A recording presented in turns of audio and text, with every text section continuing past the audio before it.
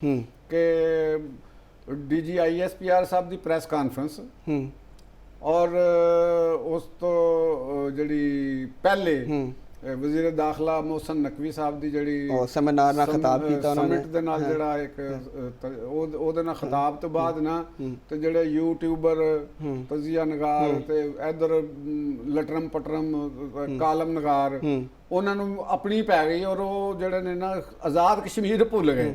ਯਾਨੀ ਪਹਿਲੇ ਹਰ ਵੀਲੌਗ ਜਿਹੜਾ ਨਾ ਆਜ਼ਾਦ ਕਸ਼ਮੀਰ ਦੇ ਉੱਤੇ ਹੋ ਰਿਹਾ, ਧਾਂਦਲੀ ਦੇ ਉੱਤੇ ਹੋ ਰਿਹਾ, ਉਹਦੇ ਤੇ ਮੁxtਲਿਫ ਕਿਸਮ ਦੀਆਂ ਰਾਏ ਦਿੱਤੀਆਂ ਜਾ ਰਹੀਆਂ ਨੇ ਕਿ ਇੱਕ ਜਿਹੜੇ ਨੇ ਉਹ ਇੱਕ ਕਨਸਟੀਟੂਐਂਸੀ ਯਾਨੀ ਇੱਕ ਪੋਲਿੰਗ ਬੂਥ ਉੱਤੇ 99% ਵੋਟ ਕਿਵੇਂ ਪੈ ਗਿਆ, ਦੂਸਰੇ ਪੋਲਿੰਗ ਬੂਥ ਉੱਤੇ 90% ਕਿਵੇਂ ਪੈ ਗਿਆ। ਉਹ ਸਾਰੇ ਤੇ ਇਲੈਕਸ਼ਨ ਐਕਸਪਰਟ ਬਣ ਗਏ ਸਨ। ਉਹ ਇਲੈਕਸ਼ਨ ਦੇ ਉੱਤੇ ਤੇ ਉਹ ਧਾਂਦਲੀ ਸਟੈਬਲਿਸ਼ ਕਰ ਰਹੇ ਸਨ। ਜ਼ਿਆਦਾ ਤੋਂ ਜ਼ਿਆਦਾ ਕੋਸ਼ਿਸ਼ ਸੀ ਕਿ ਵੀ ਉਹਦੇ ਚ ਧਾਂਦਲੀ ਨੂੰ ਸਟੈਬਲਿਸ਼ ਕੀਤਾ ਜਾਵੇ। ਤੇ ਉਸ ਤੋਂ ਬਾਅਦ ਨਾਲ ਹੀ ਐਸਾ ਉਹਨਾਂ ਨੇ ਇਹ ਤੇ ਯੂ ਟਰਨ ਤੋਂ ਵੀ ਕੁਝ ਹੋਰ ਹੀ ਟਰਨ ਬਣ ਗਏ ਆ ਸਾਡੇ ਇੱਥੋਂ। ਤੁਸੀਂ ਸਾਡੀ ਜਿਹੜੀ ਇੱਕ ਤਜ਼ੀਆ ਨਗਾਰਾਂ ਦੀ, ਐਂਕਰਾਂ ਦੀ ਔਰ ਲਿਖਣ ਵਾਲਿਆਂ ਦਾ ਤੁਹਾਨੂੰ ਵੀ ਇੱਕ ਮੈਲਾਨ ਨਜ਼ਰ ਆਉਂਦਾ ਕਿ ਇਹਨਾਂ ਦਾ ਵੀ ਤਜ਼ੀਏ ਦਾ ਅੰਦਾਜ਼ ਜਿਹੜਾ ਉਹੀ ਹੁੰਦਾ ਨਾ ਕਿ ਕੁੱਤਾ ਕੰਨ ਲੈ ਗਿਆ। ਤੇ ਸੁਣੀਏ ਨਾ ਮਿਸਾਲ, ਕਿਸੇ ਨੇ ਕਿਹਾ ਕਿ ਯਾਰ ਤੇਰਾ ਕੰਨ ਲੈ ਗਿਆ ਕੁੱਤਾ, ਤੇ ਉਹ ਜਿਹਦਾ ਕੰਨ ਸੀ ਨਾ ਜਿਹਦੇ ਬਾਰੇ ਚ ਕਿਹਾ ਉਹ ਵੀ ਦੌੜ ਪਿਆ, ਉਹ ਵੀ ਪਿੱਛੇ ਕਿ ਜੀ ਮੇਰਾ ਕੰਨ ਲੈ ਗਿਆ, ਮੇਰਾ ਕੰਨ ਲੈ ਗਿਆ। ਰਾਹ ਦੇ ਵਿੱਚੋਂ ਕੋਈ ਬੰਦਾ ਲੱਭਿਆ, ਉਹਨੇ ਕਿਹਾ ਭਾਈ ਉਹ ਕਿੱਧਰ ਨੱਸੀ ਜਾ ਰਹੇ ਹੋ ਸਾਰੇ ਹੀ? ਤੇ ਉਹਨੇ ਕਿਹਾ ਕਿ ਜੀ ਉਹ ਕੁੱਤਾ ਕੰਨ ਲੈ ਗਿਆ। ਉਹਨੇ ਕਿਹਦਾ ਕੰਨ ਲੈ ਗਿਆ? ਉਹ ਬੰਦੇ ਨੇ ਕਿਹਾ ਜੀ ਮੇਰਾ ਕੰਨ ਲੈ ਗਿਆ। ਉਹਨੇ ਕਿਹਾ ਤੇਰੇ ਕੰਨ ਤੇ ਬਾਕੀ ਦੇ ਐਵੇਂ ਕਹਿੰਦਾ ਅੱਛਾ। ਤੇ ਉਹ ਯਾਰ ਮੈਨੂੰ ਕਿਸੇ ਨੇ ਉਹ ਗੱਲ ਕਹਿਤੀ ਸੀ। ਤੇ ਇਹ ਸਾਡੇ ਤਜ਼ੀਆ ਨਗਾਰ, ਕਾਲਮ ਨਗਾਰ, ਕਿਉਂਕਿ ਮੈਂ ਬਤੌਰੇ ਇੱਕ ਸਾਫੀ ਇਹ ਚੀਜ਼ਾਂ ਨੂੰ ਦੇਖਦੇ ਵੀ ਰਹੀਦਾ, ਚੀਜ਼ਾਂ ਨੂੰ ਕਰਦੇ ਵੀ ਰਹੀਦਾ। ਬਲਕਿ ਤੁਸੀਂ ਤੇ ਪੂਰਾ ਐਡੀਟੋਰੀਅਲ ਡਿਪਾਰਟਮੈਂਟ ਸੰਭਾਲਿਆ ਵੀ, ਔਰ ਮੇਰੇ ਕੋਲ ਮੁxtਲਿਫ ਆਰਾ ਔਰ ਇਹ ਚੀਜ਼ਾਂ ਸਾਹਮਣੇ ਆਉਂਦੀਆਂ ਰਹਿੰਦੀਆਂ ਨੇ। ਤੇ ਮੈਨੂੰ ਉਹਨਾਂ ਦੀ ਬਹੁਤ ਸਾਰੇ ਲੋਕਾਂ ਦੀ ਡੈਪਥ ਦਾ ਵੀ ਅੰਦਾਜ਼ਾ ਹੁੰਦਾ ਹੈ, ਉਹਨਾਂ ਦੀ ਇੱਕ ਚੀਜ਼ਾਂ ਨੂੰ ਦੇਖਣ ਦੇ ਐਂਗਲ ਦਾ ਵੀ ਅੰਦਾਜ਼ਾ ਹੋ ਜਾਂਦਾ। ਤੇ ਇੰਝ ਹੀ ਮਤਲਬ ਕਿ ਨਾ ਫਿਰ ਇੱਕ ਮੈਂ ਸੁਣ ਇੱਕ ਜਿਹੜਾ ਨਾ ਇੱਕ ਐਂਕਰ ਕਮ ਨਿਊਜ਼ ਵੀਲੌਗਰ, ਅੱਛਾ ਐਂਕਰ ਕਮ ਵੀਲੌਗਰ, ਉਹ ਮਸੂਫ ਜਿਹੜੇ ਨੇ ਨਾ ਉਹਨਾਂ ਨੇ ਉਹ ਕਿਸੇ ਨੂੰ ਦੇ ਰਹੇ ਸਨ, ਉਹਨਾਂ ਨੂੰ ਬਤੌਰੇ ਬੜਾ ਵੱਡਾ ਉਹਨਾਂ ਨੇ ਐਕਸਪਰਟ ਦੇ ਤੌਰ ਦੇ ਉੱਤੇ ਉਹ ਲੈ ਰਹੇ ਸਨ। ਤੇ ਉਹਨਾਂ ਨੇ ਕਿਹਾ ਕਿ जी ज़रा आप भी बताइए ये जो मोहसिन नकवी साहब ने कहा ये सूबों के हवाले से ये हाइब्रिड से ये तो सिस्टम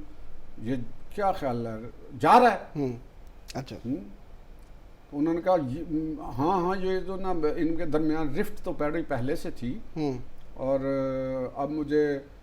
मैं एक बंदे से मिल रहा था, बड़ा इम्पोर्टेंट इस वक्त है, इस वक्त इम्पोर्टेंट जगह पे है। तो वो मुझे उन्होंने भी मुझे बताया कि जी मामला तो बहुत ख़राब है और बहुत ही जो है ना सिस्टम को ख़तरा लाक हो गया और ये सब मामला चल रहे हैं। वो कहने का मकसद मेरा है कि ਹੁਣ ਤਜ਼ੀਆ ਨਗਾਰ ਦਾ ਕੰਮ ਹੁੰਦਾ ਹੈ ਕਿ ਜਿਹੜੀ ਤੁਹਾਨੂੰ ਇੰਪੋਰਟੈਂਟ ਸ਼ਖਸੀਅਤ ਕੋਈ ਫੂਡ ਫॉर ਥਾਟ ਦੇ ਦੀ ਉਹਦੇ ਤੇ ਗੌਰ ਕਰੋ ਕਿ ਉਹ ਤੁਹਾਨੂੰ ਖੁਦ ਕਿਧਰੇ ਇਸਤੇਮਾਲ ਤੇ ਨਹੀਂ ਕਰ ਰਹੀ, ਉਹ ਤੁਹਾਡੇ ਦੇ ਜ਼ਰੀਏ ਉਹ ਗੱਲ ਉਹ ਏਜੰਡਾ ਤੇ ਨਹੀਂ ਫੈਲਾ ਰਹੀ ਜਿਹੜਾ ਉਹ ਚਾਹੁੰਦੇ ਨੇ। ਤੇ ਤੁਸੀਂ ਕੁੱਤਾ ਕੰਨ ਲੈ ਗਏ ਕਿ ਤਰ੍ਹਾਂ ਉਹਨੂੰ ਉਂਝ ਦਾ ਉਂਝ ਹੀ ਸੇਮ ਅੱਗੇ ਵਧਾ ਦਿੱਤਾ ਤੇ ਕਨਫਿਊਜ਼ਨ ਪੈਦਾ ਕਰਨਾ। ਵੈਸੇ ਸਾਡੇ ਤੇ ਬਹੁਤ ਸਾਰੇ ਵੱਡੇ ਜਿਹੜੇ ਤਜ਼ੀਆਕਾਰ ਵੀ ਤੇ ਐਂਕਰ ਵੀ ਉਹਨਾਂ ਦਾ ਸਭ ਤੋਂ ਵੱਡਾ ਜਿਹੜਾ ਸੋਰਸ ਹੈ ਨਾ ਜਾਂ ਇਨਫੋਰਮੇਸ਼ਨ ਜਿਹੜੀ ਸਭ ਤੋਂ ਜ਼ਿਆਦਾ ਹੁੰਦੀ ਹੈ ਕਹਿੰਦੀ ਕਿ ਫਲਾਂ ਇੱਕ ਇੰਪੋਰਟੈਂਟ ਬੰਦੇ ਨੇ ਮੈਨੂੰ ਇਹ ਦੱਸਿਆ ਸੀ ਔਰ ਉਹ ਸਾਨੂੰ ਪਤਾ ਹੁੰਦਾ ਹੈ। ਦੇਖੋ ਇੱਕ ਜਿਹੜਾ ਜ਼ਿੰਦਗੀ ਦਾ ਇੱਕ ਸਫ਼ਰ ਕੀਤਾ ਹੈ ਅਸੀਂ ਇਸ ਜਰਨਲਿਜ਼ਮ ਦੇ ਅੰਦਰ, ਔਰ ਉਹ ਪਤਾ ਹੁੰਦਾ ਕਿ ਜਿਹੜਾ ਸੋਰਸ ਹੈ ਕਿਹੜੇ ਸੋਰਸ ਹੁੰਦੇ ਨੇ ਔਰ ਉਹ ਕਿਸ ਕਿਸਮ ਦੀ ਗੱਲ ਕਰਦੇ। ਸਹੀ, ਠੀਕ ਹੋ ਗਿਆ ਜੀ। ਤੇ ਹੁਣ ਸਵਾਲ ਇਹ ਹੈਗਾ ਕਿ ਉਹ ਜਿਹੜਾ ਇਲੈਕਸ਼ਨ ਹੈ ਜਿਹੜਾ ਗੋਇੰਗ ਅਮਲ ਹੈਗਾ, ਅਸੀਂ ਆਜ਼ਾਦ ਕਸ਼ਮੀਰ ਤੇ ਆ ਜਾਂਦੇ ਹਾਂ ਕਿ ਜਿਹੜਾ ਇੱਕ ਇਸ ਵੇਲੇ ਚੱਲ ਰਿਹਾ ਜਿਹਦੇ 'ਚ ਲੋਕਾਂ ਨੂੰ ਤੁਹਾਨੂੰ ਡੇ ਟੂ ਡੇ ਅਪਡੇਟ ਦੀ ਜ਼ਰੂਰਤ ਹੈ, ਤਜ਼ੀਏ ਦੀ ਜ਼ਰੂਰਤ ਹੈ। ਤੁਸੀਂ ਉਹ ਛੱਡ ਕੇ ਤੇ ਇੱਕ ਐਸੇ ਤਜ਼ੀਏ ਦੀ ਤਰਫ ਚੱਲ ਪਏ ਹੋ ਕਿ ਵੀ ਜਿਹਦਾ ਹਜੇ ਤੁਹਾਨੂੰ ਪਤਾ ਨਹੀਂ ਹੈਗਾ, ਯਾਨੀ ਉਹਦੇ ਤੇ ਸਵਾਏ ਕਿਆਸ ਰਾਈ ਤਾਂ ਤੁਸੀਂ ਨਹੀਂ ਕਰ ਸਕਦੇ। ਲੇਕਿਨ ਉਹ ਚੁੱਕੇ ਉਹ ਤੇ ਜੋ ਸਭ ਇਸ ਲਈ ਵੀ ਹੋ ਗਿਆ ਨਾ ਕਿਉਂਕਿ ਉਹਨਾਂ ਨੇ ਪ੍ਰੈਸ ਕਾਨਫਰੰਸ ਕਰ ਦਿੱਤੀ, ਫਿਰ ਉਹਦੇ ਤੇ ਜ਼ਾਰੇ ਅੱਜ ਕੱਲ ਤੇ ਇਹ ਵੀ ਹੁੰਦਾ ਨਾ ਕਿ ਲੋਕ ਦੇਖਦੇ ਨੇ ਸੋਸ਼ਲ ਮੀਡੀਆ ਤੇ ਜਿਹੜੀ ਚੀਜ਼ ਪਪੂਲਰ ਜਾ ਰਹੀ ਹੈ ਉਹ ਮੇਨ ਸਟ੍ਰੀਮ ਮੀਡੀਆ ਉਹਦੇ ਤੇ ਇਨਫਲੂਐਂਸ ਹੁੰਦਾ ਨਾ। ਫਿਰ ਇੰਪੋਰਟੈਂਟ ਸ਼ਖਸੀਅਤ ਵਾਲੀ ਗੱਲ ਹੀ ਹੈ ਕਿ ਇੰਪੋਰਟੈਂਟ ਸ਼ਖਸੀਅਤਾਂ ਜਿਹੜੀਆਂ ਹੁੰਦੀਆਂ ਨੇ, ਪਲੈਨਰ ਹੁੰਦੇ ਨੇ, ਪਾਲਿਸੀ ਸਾਜ਼ ਹੁੰਦੇ ਨੇ, ਉਹ ਬੜੇ ਹੁਸ਼ਿਆਰ ਹੁੰਦੇ ਨੇ। ਉਹ ਮੋਹਸਿਨ ਨਕਵੀ ਸਾਹਿਬ ਨੇ ਪਹਿਲੇ ਕਿਉਂ ਨਹੀਂ ਗੱਲ ਕਰਤੀ? ਉਸ ਦੇ ਨਹੀਂ ਕਰਨੀ ਸੀ। ਇੱਕ ਦਿਨ ਪਹਿਲੇ ਪ੍ਰੈਜ਼ੀਡੈਂਟ ਸਾਹਿਬ ਨਾਲ ਮਿਲ ਕੇ ਤੇ ਦੂਸਰੇ ਦਿਨ ਉਹਨਾਂ ਨੇ ਕਰਤੀ, ਜਿਹਦਾ ਮਤਲਬ ਕਿ ਉਹ ਇਹਨਾਂ ਚੀਜ਼ਾਂ ਨੂੰ ਮੌਜੂਦ ਬਹਿਸ ਬਣਾਉਣਾ ਚਾਹੁੰਦੇ ਹੋਣੇ ਨੇ, ਠੀਕ ਹੈ ਨਾ, ਤੇ ਉਹੀ ਹੋਇਆ ਤੇ ਹਰ ਪਾਸੇ ਸ਼ੁਰੂ ਹੋ ਗਏ। ਤੇ ਲੇਕਿਨ ਅਸੀਂ ਕਿਉਂਕਿ ਬੜਾ ਇੰਪੋਰਟੈਂਟ ਇਸ਼ੂ ਇਹਦੇ ਤੇ ਮੈਂ ਤੇ ਫਾਲੋ ਅਪ ਦੇ ਉੱਤੇ ਤੁਹਾਡੇ ਨਾਲ ਬੜੀ ਤਫਸੀਲ ਨਾਲ ਗੱਲ ਕਰਨੀ ਹੈ ਇਹਨੂੰ, ਚੁੱਕਿ ਅਸੀਂ ਜ਼ਰਾ ਥੋੜਾ ਜਿਹਾ ਆਜ਼ਾਦ ਕਸ਼ਮੀਰ ਦੇ ਇਲੈਕਸ਼ਨ ਨੂੰ ਇੱਕ ਹੋਰ ਨਜ਼ਰ ਨਾਲ ਦੇਖ ਲਈਏ ਕਿ ਇਹ ਜਿਹੜੇ 12 ਮਹਾਜਰ ਨਸ਼ਿਸਤਾਂ ਨੇ ਜ਼ਾਹਿਰ ਇੰਪੋਰਟੈਂਟ ਤੇ ਹੈ ਨੇ, ਠੀਕ ਹੈ, ਔਰ ਇਹਨਾਂ ਦੇ ਜਦੋਂ ਰਿਜ਼ਲਟ ਆਉਣਗੇ ਫਿਰ ਉਹ ਹੋਏਗਾ ਤੇ ਕਿਆ ਇੱਥੇ ਵੀ ਸਾਨੂੰ ਐਸੇ ਤਰ੍ਹਾਂ ਦਾ ਹੀ ਸ਼ੋਰ ਜ਼ਿਆਦਾ ਨਜ਼ਰ ਆਏਗਾ ਧਾਂਦਲੀ ਔਰ ਚੀਜ਼ਾਂ, ਕਿਉਂਕਿ ਇਹ ਪੰਜਾਬ ਦੀਆਂ ਸੀਟਾਂ ਦੇ ਜ਼ਿਆਦਾ ਨੇ ਔਰ ਪੰਜਾਬ ਦੇ ਵਿੱਚ ਜਿਸ ਕਿਸਮ ਦਾ ਇਸ ਵਕਤ ਟ੍ਰੈਂਡ ਹੈ, ਕਿਉਂਕਿ ਪਾਰਟੀਆਂ ਦੋ ਵੱਡੀਆਂ ਨੇ ਜਿਹੜੀਆਂ ਮੇਨ ਇਸ ਵਕਤ ਪੂਰੇ ਆਜ਼ਾਦ ਕਸ਼ਮੀਰ ਇਲੈਕਸ਼ਨ ਸਾਨੂੰ ਨਜ਼ਰ ਆਉਂਦੀਆਂ, ਮੁਸਲਿਮ ਲੀਗ ਨੂਨ ਔਰ ਪੀਪਲਸ ਪਾਰਟੀ, ਤੇ ਇਹ ਤੇ ਵੈਸੇ ਇੱਕ ਨੈਸ਼ਨਲ ਚੀਜ਼ ਹੈ ਕਿ ਪੰਜਾਬ ਦੇ ਵਿੱਚ ਇਸ ਵਕਤ ਪੀਪਲਸ ਪਾਰਟੀ ਦਾ ਉਹ ਵੋਟ ਬੈਂਕ ਨਹੀਂ ਹੈ, ਠੀਕ ਹੈ, ਔਰ ਪੀਐਮਐਲ ਲੈਂਦਾ ਹੈ, ਤੇ ਕਿਆ ਸਾਨੂੰ ਰਿਐਲਿਟੀ ਤੋਂ ਹਟ ਕੇ ਇੱਥੇ ਵੀ ਇਲਜ਼ਾਮ ਤਰਾਸ਼ੀ ਧਾਂਦਲੀ ਔਰ ਇਸ ਤਰ੍ਹਾਂ ਨਜ਼ਰ ਆਏਗਾ? ਹਾਂ, ਇਹ ਮਤਲਬ ਗੱਲ ਹੈਗੀ ਕਿ ਇਹ ਕੋਈ ਐਡਾ ਅਹਿਮ ਇਸ਼ੂ ਨਹੀਂ ਰਿਹਾ ਹੁਣ। ਬਹਰਹਾਲ ਪਾਕਿਸਤਾਨ ਦੇ ਜਿਹੜੇ ਬਾਸ਼ਊਰ ਸ਼ਹਿਰੀ ਨੇ, ਪਾਕਿਸਤਾਨ ਦੇ, ਪੰਜਾਬ ਦੇ, ਕਰਾਚੀ ਦੇ, ਸਾਰੀ ਜਗ੍ਹਾ ਦੇ ਉੱਤੇ ਲਾ ਲਓ, ਪਿਸ਼ਾਵਰ ਦੇ, ਕੋਇਟਾ ਦੇ, ਉਹਨਾਂ ਨੂੰ ਇਹ ਚੀਜ਼ ਦਾ ਤੇ ਕਮ ਸੇ ਕਮ ਇੱਕ ਪਤਾ ਚੱਲ ਗਿਆ ਹੈ ਨਾ ਕਿ ਵੀ ਜਿਹੜਾ ਹਾਰਦਾ ਹੈ ਇਲੈਕਸ਼ਨ ਤਾਂ ਉਹਨੇ 'ਚ ਇੰਨਾ ਕਰਜ ਨਹੀਂ ਹੁੰਦਾ, ਇੰਨੀ ਹਜੇ ਉਹਦੇ 'ਚ ਹੌਸਲਾ ਨਹੀਂ ਪੈਦਾ ਹੋਇਆ ਪਾਕਿਸਤਾਨ ਦੀ ਪੋਲਿਟਿਕਸ ਦੇ ਅੰਦਰ ਕਿ ਉਹ ਉਹਨੂੰ ਕਹਿ ਦੇਵੇ ਕਿ ਵੀ ਤਸਲੀਮ ਕਰ ਲੈ ਕਿ ਹਾਂ ਮੈਂ ਹਾਰ ਗਿਆ। ਉਹਨੂੰ ਕਹੇਗਾ ਜੀ ਮੇਰੇ ਨਾਲ ਜ਼ਿਆਦਤੀ ਹੋਈ, ਮੈਂ ਤੇ ਜਿੱਤ ਰਿਹਾ ਸੀ, ਧਾਂਦਲੀ ਹੋ ਗਈ, ਇਹ ਉਹ ਹੋ ਰਹੀ, ਇਲੈਕਸ਼ਨ ਕਮਿਸ਼ਨ ਨੂੰ ਇਲਜ਼ਾਮਾਤ ਲਗਾਏਗਾ ਔਰ ਇਹ ਚੀਜ਼ਾਂ ਕਰਨਗੀਆਂ।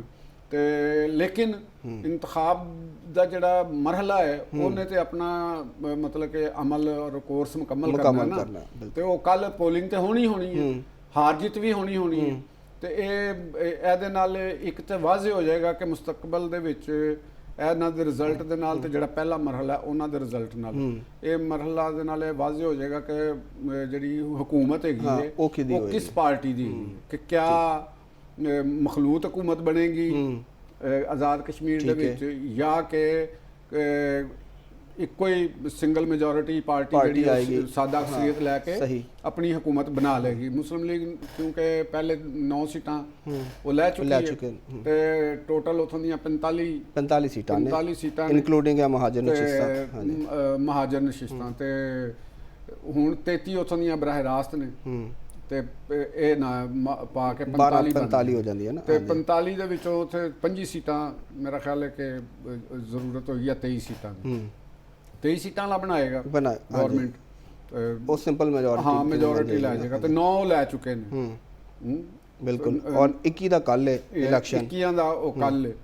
ਤੇ ਅਗਰ ਇੱਥੋਂ ਦੀਆਂ 7 ਵੀ ਮੈਂ ਕਹਿ ਰਿਹਾ ਹਾਂ 7 ਹੈਗੀਆਂ ਨੇ, ਤੇ 9 ਤੇ 7 9 ਤੇ 7 16 ਤੇ ਜਿਹੜੀਆਂ ਉੱਥੇ ਆਜ਼ਾਦ ਕਸ਼ਮੀਰ ਚ ਹੋਣੀਆਂ, ਮੁਜ਼ੱਫਰਾਬਾਦ ਦੇ 9 ਸੀਟਾਂ ਨੇ, 9 ਸੀਟਾਂ ਨੇ, ਤੇ 9 ਸੀਟਾਂ ਚ ਤੁਸੀਂ ਉਹਦਾ ਦੀਆਂ ਹਾਫ ਵੀ ਲਾ ਲਓ, ਹਾਂ 4 ਲਾ ਲਓ, ਤੇ 20 ਹੋ ਗਈਆਂ, ਤੇ ਬਾਕੀ ਸੀਟਾਂ ਅਗਲੇ ਮਰਹਲੇ ਦਾ ਵੀ ਇਲੈਕਸ਼ਨ ਹੈ, ਬਾਕੀ ਕਿੰਨੀਆਂ ਬਚ ਗਈਆਂ, 2 ਸੀਟਾਂ ਜਾਂ 3 ਸੀਟਾਂ, ਇੰਨੀਆਂ ਤੇ ਅਗਲੇ ਮਰਹਲੇ ਚ ਲੈ ਹੀ ਜਾਣਗੇ ਨਾ, ਠੀਕ ਹੈ। ਤੇ ਇਸ ਵਾਸਤੇ ਮੈਨੂੰ ਲੱਗ ਰਿਹਾ ਹੈ ਕਿ ਵੀ ਗਵਰਨਮੈਂਟ ਜਿਹੜੀ ਬਣਦੀ ਮੈਨੂੰ ਨਜ਼ਰ ਆ ਰਹੀ ਹੈ, ਟ੍ਰੈਂਡਸ ਨੂੰ ਦੇਖਦੇ ਹੋਏ ਆ, ਪੋਲਿੰਗ ਟ੍ਰੈਂਡਸ ਨੂੰ ਦੇਖਦੇ ਹੋਏ ਆ, ਕੰਪੇਨ ਨੂੰ ਦੇਖਦੇ ਹੋਏ ਆ, ਔਰ ਜਿਹੜੀ ਕਸ਼ਮੀਰ ਦੇ ਅੰਦਰ ਲੋਕਾਂ ਦੀ ਗੱਲ ਸੁਣਦੇ ਹੋਏ ਆ, ਕਿ ਫਿਰ ਮੈਨੂੰ ਮੁਸਲਿਮ ਲੀਗ ਨੂਨ ਇੱਕ ਸਾਦਾ ਅਕਸਰੀਅਤ ਨਾਲ ਹਕੂਮਤ ਬਣਾਉਂਦੀ ਮੈਨੂੰ ਲੱਗ ਰਹੀ ਹੈ। ਵੈਸੇ ਇਹ ਟ੍ਰੈਂਡ ਜੋ ਸਭ ਜੀਬੀ ਤੋਂ ਡਿਫਰੈਂਟ ਆਇਆ, ਗਿਲਗਿਤ ਬਲਤਿਸਤਾਨ ਦੇ ਵਿੱਚ ਸਾਨੂੰ ਇੰਡੀਪੈਂਡੈਂਟ ਬਹੁਤ ਸਾਰੇ ਕੈਂਡੀਡੇਟਸ ਜਿਹੜੇ ਨੇ ਵਿਨ ਕਰਦੇ ਨਜ਼ਰ ਆ, ਲੇਕਿਨ ਇੱਥੇ ਸਾਨੂੰ ਪਿਓਰਲੀ ਇੱਕ ਜਮਾਤੀ ਇਲੈਕਸ਼ਨ ਨਜ਼ਰ ਆ ਰਿਹਾ। ਉੱਥੇ ਦੇਖੋ ਹਰ ਇੱਕ ਕਸ਼ਮੀਰ ਦਾ ਇੱਕ ਡਿਫਰੈਂਟ